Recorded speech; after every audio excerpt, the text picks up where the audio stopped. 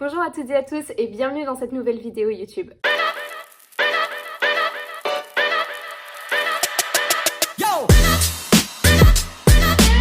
On sait déjà pourquoi il vient à la base. Aujourd'hui, je me suis rendue sur le site de Safran Aircraft Engines à Saint-Quentin-en-Yvelines. C'est une société du groupe Safran et dans cette vidéo, vous allez également découvrir le métier de Guillaume qui travaille ici. Le site de Saint-Quentin-en-Yvelines est une MRO. MRO pour Maintenance, Repair and Overhaul. En français, ça signifie que c'est un site où la maintenance des moteurs est réalisée. Alors là, vous verrez surtout, on parlera de CFM 56 et de LEAP 1B. B pour Boeing et LEAP 1A pour Airbus. Le moteur arrive chez eux, il est inspecté, il est démonté, ensuite la maintenance est faite, puis il est renvoyé chez le client après être remonté. Pour celles et ceux qui ne connaissent pas les activités de Safran Aircraft Engines, ils conçoivent, développent, produisent et commercialisent des moteurs pour des usages civils, ça peut être le CFM 56, le LEAP, mais aussi des usages militaires, comme par exemple le M88, le moteur du Rafale, ou encore le TP400. Dans cette vidéo, vous allez principalement entendre parler de deux types de moteurs, le CFM 56 et le LEAP. Alors pour les personnes qui ne connaissent pas ces moteurs, je vous propose de vous en parler pendant quelques minutes. Alors on va commencer par le CFM 56.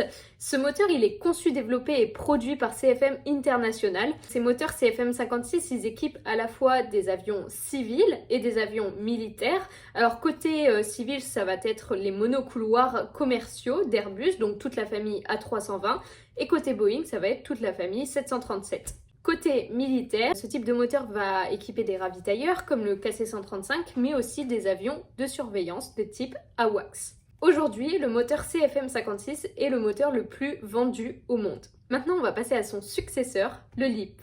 Ce nouveau moteur est un véritable concentré d'innovation puisqu'il permet entre autres de réduire de 15% la consommation en carburant par rapport à la dernière génération des CFM 56 justement. Il existe en trois versions, le LEAP 1A, le LEAP 1B et le LEAP 1C. Le LEAP 1A équipe la famille d'avions monocouloirs de nouvelle génération Airbus A320neo. Le LEAP 1B, lui, équipe la famille des 737 MAX. Et enfin, le LEAP 1C, lui, équipe le C919. Après vous avoir présenté globalement le site et les deux moteurs que l'on cite dans cette vidéo, je vais maintenant vous expliquer le fonctionnement d'un moteur pour que tout soit clair pour vous. Pour illustrer le fonctionnement d'un moteur, j'ai trouvé cette petite vidéo publiée sur le site de Safran qui représente un moteur CFM 56 vu de l'intérieur. Donc vous allez vraiment pouvoir voir les différentes parties qu'il compose. Quand l'air entre dans le réacteur, il entre d'abord en contact avec une hélice appelée soufflante que vous voyez juste ici. Cette hélice, elle permet d'accélérer et de comprimer l'air. L'air entre ensuite dans les compresseurs. Un compresseur est un système destiné à augmenter la pression de l'air. Il y en a deux, le compresseur basse pression situé en premier et le compresseur haute pression. Après son passage dans les compresseurs, l'air a une pression élevée. Il arrive en chambre de combustion où il est mélangé avec du carburant, en l'occurrence le kérosène, et où il est enflammé.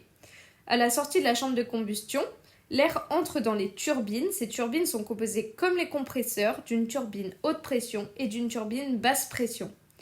À l'issue de ces turbines, l'air se dirige dans la tuyère. Elle permet d'évacuer les gaz chauds sous pression en leur donnant le maximum de vitesse et ainsi d'obtenir le maximum de poussée.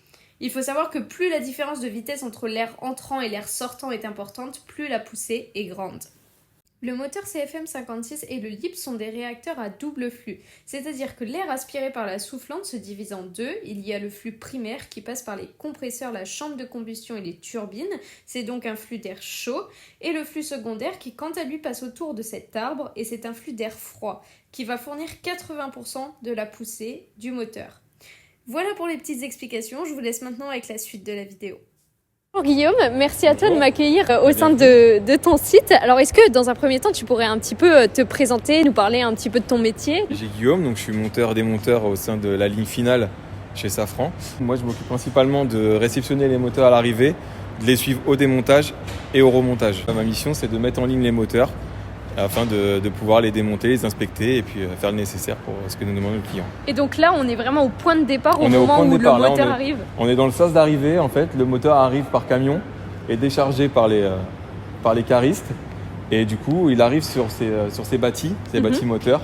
Et là, nous, avec des moyens de levage, on vient le récupérer et on vient l'emmener là-bas dans l'atelier pour la mise en ligne, pour faire le nécessaire pour le démontage et puis le remontage. Quel est le poids moyen de ces moteurs ? 3 tonnes. 3 tonnes dans ces environ, eaux-là. dans ces eaux-là. Donc là, on va parcourir un petit peu finalement tout le parcours que va suivre le moteur de l'arrivée jusqu'au démontage, traitement des pièces et puis remontage parce que le montage fait la même ligne que le démontage. Donc, ok, bon bah voilà. C'est parti, je te suis. Allez, on y va, c'est parti. Donc là le moteur il suit son cours par les poutres, on l'emmène jusqu'à l'atelier et on viendra le mettre dans son alvéole qui est dédié déjà à l'avance. Une alvéole, c'est toutes ces petites voilà, parties. C'est toutes ces petites parties où on a les montées-baisses qui permettent de monter et descendre le moteur pour pouvoir intervenir. Donc là, on a quoi comme type de moteur ? Alors là, c'est un LEAP 1B, donc B pour Boeing et A pour Airbus. Là, on a un LEAP 1B qui vient d'arriver, qui est en cours de contrôle par les contrôleurs, donc avant démontage.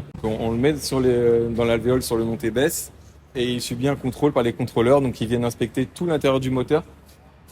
En fait, vous avez ce qu'on appelle des bouchons boroscopiques. C'est là où ils viennent inspecter avec des mini-caméras, voir à l'intérieur du moteur. Alors là, vous avez ce qu'on appelle le fan, en fait, le module majeur 01. Donc le tout premier. Le tout premier, en fait, c'est le carter fan, on appelle ça. C'est là où sont les aubes de fan. Et donc toute la turbine, en fait, qui vient aspirer l'air et voilà, de donner la puissance au moteur, quoi. Alors on a différents étages. On a différents étages là on a les aubes de fan, donc ce qu'on voit en premier. Et après en fait à l'intérieur vous avez encore les roulements, on appelle ça des roulements en fait qui vont permettre la rotation en fait de pouvoir faire tourner en fait le moteur. Là vous avez le module majeur 02, donc le corps, donc la partie chaude. Là, vous avez la combustion. Donc là, la partie compression, voilà, la combustion avec injection. Voilà, et la partie après basse pression qui vient injecter les flux. Il y a déjà des tests qui sont réalisés sur le moteur complet avant le démontage parce que est-ce que en fonction de ce que vous allez trouver, vous allez le démonter d'une certaine manière ou pas ? On sait déjà pourquoi il vient à la base, mais suivant les contrôleurs quand ils font leur inspection, on peut découvrir d'autres choses. Du coup, ça peut évoluer, le client peut nous demander certaines choses et on peut le rappeler pour lui dire qu'il y a d'autres interventions à faire finalement. Donc du coup, en fait, le travail sur le moteur évolue suivant ce qu'on démonte et ce qu'on a à faire dessus. Il peut y avoir des événements, il peut y avoir des fuites d'huile, il peut y avoir une pièce en fin de vie. Une pièce en fin de vie, il y a des pièces en fait à limitation de vie. Et en fait, en suivant les cycles, en fait, un cycle c'est un décollage et un atterrissage. Chaque alvéole peut se permettre soit le démontage, soit le remontage. Donc ça sera un futur démontage, là c'est un remontage.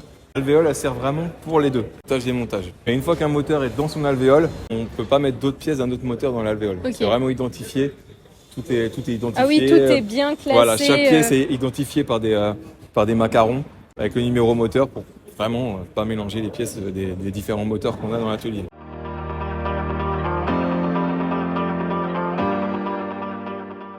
Alors là, on a changé un petit peu d'endroit. Voilà. Là, on est ce qu'on appelle dans la grande allée. Voilà, il y a le lavage. Donc les pièces sont lavées, nettoyées. Une à une. Et après, elles sont envoyées au contrôle non destructif.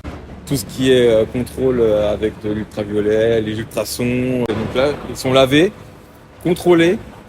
Après, elles sont réinspectées par d'autres inspecteurs dans des ateliers d'inspection. D'accord. Donc, chaque pièce est inspectée. Et c'est là-bas où ils font une étiquette en fait libératoire pour dire voilà la pièce peut être remontée ou pas. Donc suivant ce qu'ils analysent, ce qu'ils trouvent, c'est eux qui disent si la pièce est bon pour remontage ou alors si elle est envoyée en réparation ou alors tout simplement mis de côté. On va y aller. La partie de réparation. Ils font les réparations sur place, sur le site. Ça leur arrive d'intervenir aussi sur le moteur directement. D'accord. Tout type de réparations sont faites ici ou ça peut arriver Non, il y a certaines réparations qui ne sont pas faites ici, qui sont faites à Châtellerault. Et vous êtes combien en tout de collaborateurs environ sur ce site ? Alors environ sur le site, on est 800. On est amené à être plus parce qu'ils vont recruter, là ils font des vagues de recrutement en ce moment, parce que l'atelier évolue et surtout les moteurs, ils vont demander de l'entretien. Il y a beaucoup de moteurs en vol, donc beaucoup de moteurs qui vont venir en réparation. Et pour absorber cette charge, en fait, ils sont en pleine période de recrutement. Période de recrutement, voilà. Et ces offres, je suppose qu'on peut les retrouver sur le site. Vous pouvez les retrouver sur le site de SAE, Safran Aircraft Engine. Et aussi, il y a des panneaux publicitaires un peu partout. Je suppose que c'est principalement en tant que mécanicien. Mécanicien et contrôleur. Et contrôleur. Pas du temps, oui. Parce on va absorber une grosse charge. Et du coup, c'est vrai qu'il va falloir être nombreux et puis former les gens aussi au fur et à mesure.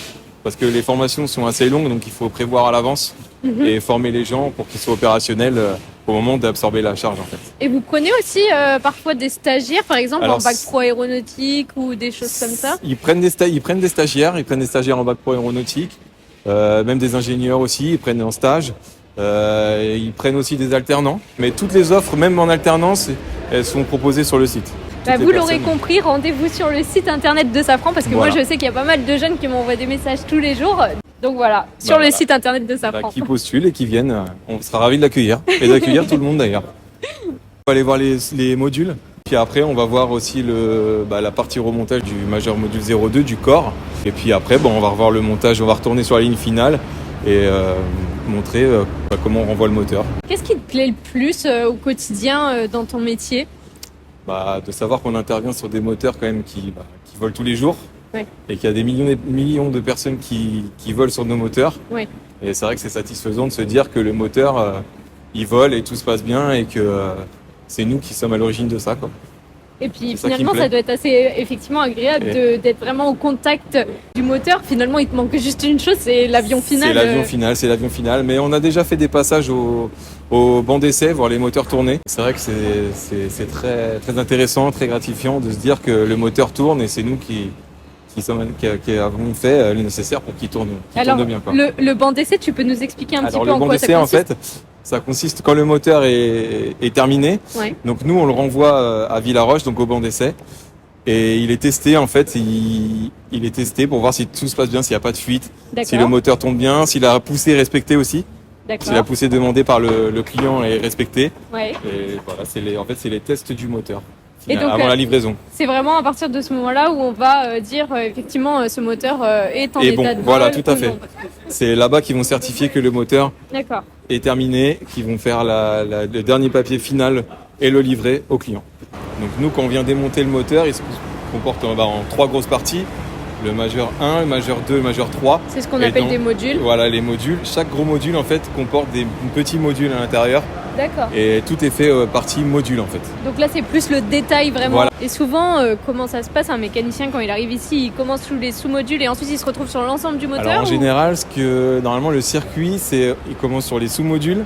Après, il va sur le 02 et après, il peut, s'il a envie, aller au final. D'accord. Voilà. Et c'est des nouvelles qualifications à passer? Comment ça se passe? C'est des nouvelles qualifications à passer. Après, c'est pareil, c'est sous forme de parrainage. Donc, on a un cahier de parrainage et le parrain décide oui ou non de valider si on est autonome ou pas, si on est apte à travailler tout seul. Souvent, ça prend combien de temps? La formation? Ouais. Là, en formation comme ça, c'est en général un bon mois, voire 2 mois. D'accord. Et après, ils continuent à être formés en fait directement sur la ligne par leur parrain. Donc ça peut aller c'est 1 an en général, 1 an à 2 ans, suivant en fait si la personne se sent à l'aise ou pas. Donc chaque module est démonté pareil et inspecté par des inspecteurs spécifiques qui inspectent les modules. Et là il y a la partie école aussi. On a 2 alvéoles dédiées à l'école, la formation. Ouais, c'est super. Pour former justement les futurs nouveaux embauchés, les nouvelles personnes qui vont postuler. Et puis on fait vraiment de la formation, on essaie de les faire en interne. Mais aussi, ça se fait en externe aussi à Villaroche. Ils sont formés aussi là-bas. Donc là, on est toujours sur la ligne finale. Là, soit montage, démontage. Okay. Et là, actuellement, on a un moteur qui est au remontage, qui est en attente de livraison. D'accord. Il est terminé. Et on doit le remettre sur le bâti qui est là-bas dans le sas d'entrée qu'on a vu au début. Pour justement le livrer au banc d'essai. Voilà, pour les tests. Et après, être libéré au client. Si on devait récapituler toutes les étapes que va suivre le moteur en arrivant dans votre atelier et en sortant. Il arrive, il est inspecté, démonté, redémonté en plusieurs parties au sous-module, réinspecté et du coup, toutes les pièces qui ont été inspectées, qui sont bonnes à remonter, on récupère toutes les pièces et on les remonte. Okay. Nous, on fait les gros modules, donc tous les gros modules qui sont remontés, nous on les remonte ici au final. Est-ce que tu aurais une petite anecdote à nous partager un petit peu? L'anecdote que j'ai, c'est le temps qu'on a passé dans un moteur ici. On a passé un moteur en 7 jours. 7 jours, on l'a mis, on a fait un vertical. C'était les premières fois qu'on le faisait. Et on vient vraiment intervenir sur une partie spécifique. On est vraiment intervenu en 7 jours, de l'entrée jusqu'à la sortie, 7 jours. Wow, c'est impressionnant. C'était le record.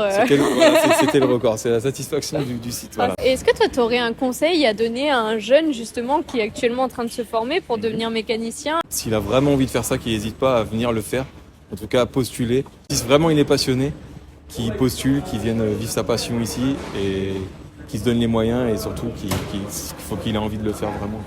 Bon je crois qu'on a à peu près fini le tour du site. On a suivi un peu les différentes étapes que suit un moteur quand il arrive et quand il ressort de votre site. Écoute, un grand merci à toi Guillaume. Merci beaucoup, merci de votre venue. Merci à toi d'avoir pris le temps, d'avoir répondu à nos questions et puis surtout d'expliquer un peu aux jeunes et à tout le monde comment ça se passe. Venir, tout à fait. Merci à toi Guillaume, à bientôt. Merci beaucoup.